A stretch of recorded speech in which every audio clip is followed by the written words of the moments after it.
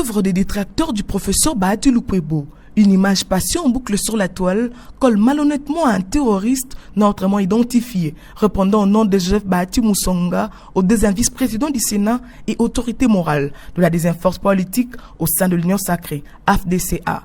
Triste réalité lorsque deux personnes mal intentionnées cherchent des poux sur la tête d'un chauve. Bahati Lukwebo, l'inconditionnel de Félix Tshisekedi, reste loyal à ces derniers, n'en déplaise aux pêcheurs en eau trouble.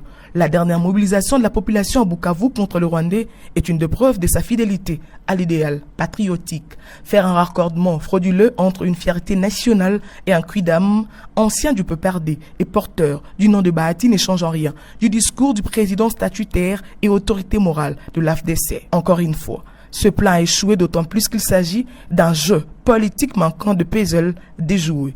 Une histoire mal montée de toutes pièces après l'échec l'année dernière d'une autre comédie avec des audios attribués à ces nationalistes toujours dont l'objectif de discréditer le deuxième vice-président du Sénat.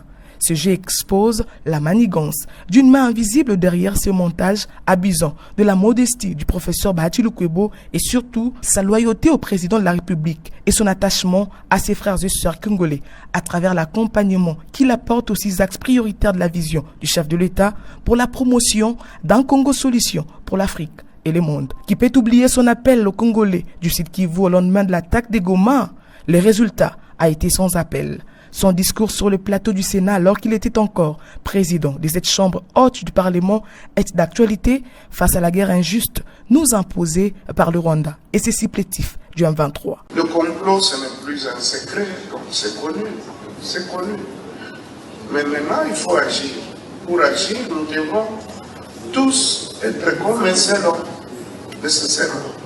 Et pour le faire, il faut mettre de côté les sentiments, les questions politiciennes, les questions de repositionnement et tout ça. Les gens se battent pour se positionner aux prochaines échéances. Mais pour quel pays?